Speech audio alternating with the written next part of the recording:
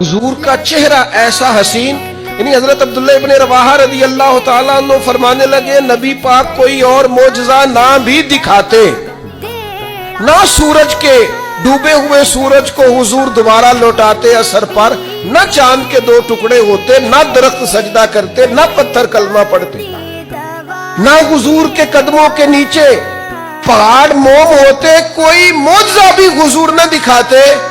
حضرت عبداللہ ابن رواحہ رضی اللہ تعالیٰ عنہ فرماتے محبوب کا چہرہ ہی ایسا تھا، لوگوں نے دیکھتے جانا تھا اور کلمہ پڑھتے جانا۔ حضرت انس بن مالک فرماتے میں نے ریشم بھی اتنا نرم نہیں دیکھا جتنا حضور کے ہاتھ نرم تھے،